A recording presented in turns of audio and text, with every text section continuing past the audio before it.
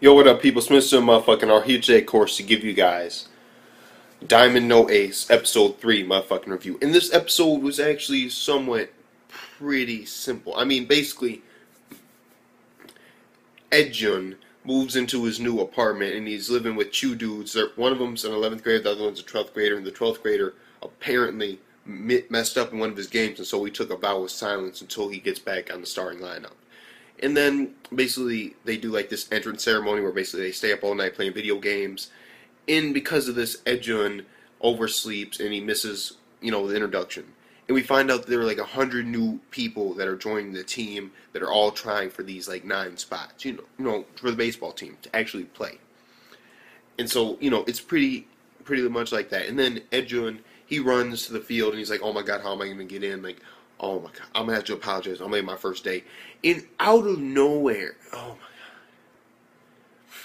God, out of nowhere comes fucking Miyuki, his fucking catcher. And now I'm seeing like the duo. Like I'm digging the duo too, because it's a nice combination. Basically, he says, "Okay, wait until they go to the back row to the person farthest to the right, because then everybody will look in that way, and you make a run for it, and you can make it into the line, and nobody will know."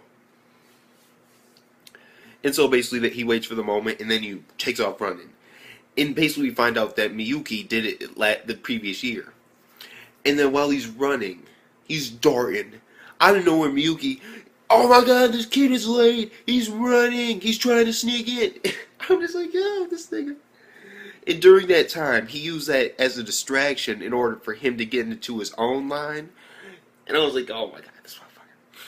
And then basically, he didn't like apologize. He was like, "Okay, no practice. You're not touching this. You're not touching this field.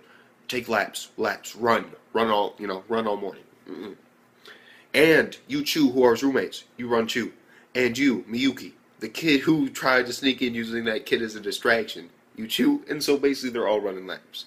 And then after the laps, they eat their meals, and we find out that every meal you have to eat 3 bowls of rice. It's mandatory for all the players.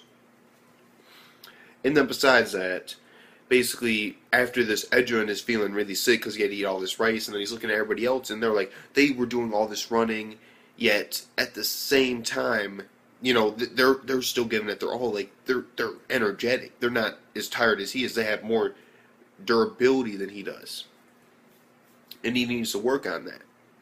And then basically, the coach comes up, all 10th graders, and Edjun is a 10th grader, basically tells them all to go start up. You're gonna actually do some practice with catching and pitching and all that. You're gonna get to show us what you got, what you can do. And Edjun's walking, he's in the back, and all of a sudden the coach is like, "No, not you. Get the fuck over here. Run laps." Like even letting him play, and he's like, "Why?" And it's basically because he didn't even apologize. All the other 3, they all apologized for being tardy and doing what they did. His fucking roommates, and because of that, like, since he didn't apologize, he's just so offended. He's like, "Fuck you, little kid." No. And then this leads into Edjun spilling out his hearts and his guts again. It was good. It was good. Yeah. I'll say it was good. It just like came out of nowhere, and I wasn't expecting it. I was like, oh. Like, you could have just said it. He had that motivation, that drive, and that will, and so I was digging that. Basically saying, "I'm going to be the ace of this team. Nobody wants it more than me." Everybody's like, "Oh my God, this kid." And then the coach's like, "Fuck that shit. Okay, you can practice if you can." Basically, he's like, "Run up." He's about to hit this motherfucker. He's really sure he's about to get hit. And nope, instead he throws a ball. It hits a fence 90 meters away. And it keeps fucking spinning. Like, legit, it just keeps spinning. After it hits the fucking fence, it just keeps going and going and going. Then it eventually falls down. He's basically like, "Okay, if you can hit the fence, then you get to practice." And even all the people that are trying to be pitchers, like, "There's no way I could do that. This dude's done. Edjun, I got this." Cocks back, fucking throws. And it's fast as shit. And even the dude's impressed. The coach is like, "Whoa, what's this?" And then at the last moment, it turns out that he threw a curveball in mid. It would have went too. It just curves. It hits like the fucking. It just goes. and it hits near the fence, but it doesn't touch the fence. Everybody's laughing at it. It was like, oh shit, that had to suck. Like, oh my god, it would have made it too. And basically the coach is like, well, rules are rules. Now you have to denounce your dream of becoming a catcher. And then basically it's like the next morning, of course, the girl who recruited him, the recruiter chick, basically she's talking to the coach like, man, you're being pretty harsh on him. And then as they're like talking, like, you gotta try him out. You saw what he did.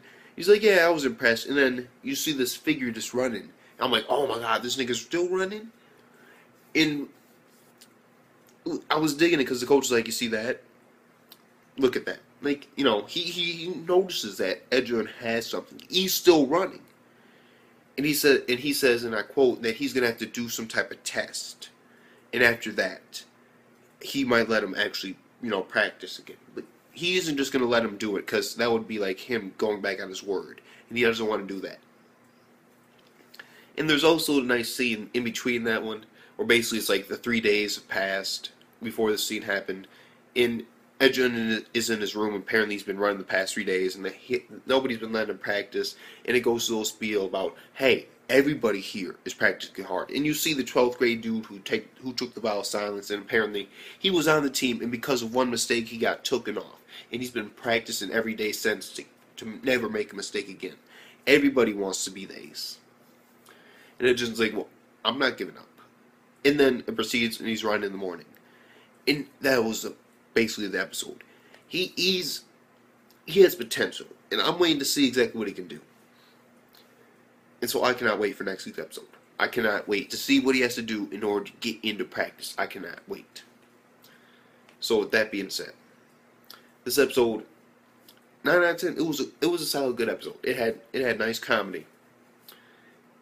It had a good flow to it. And all in all, it was pretty good. I was enjoying it. A lot of things have been really good lately. Like, I don't know why they have. Like, I don't know. Maybe this has been a really good season. Like, a lot of good episodes have come out. Not too many problems with plot yet, which I'm really digging. And so, with that being said, Smith to motherfucking R. Peace the fuck out.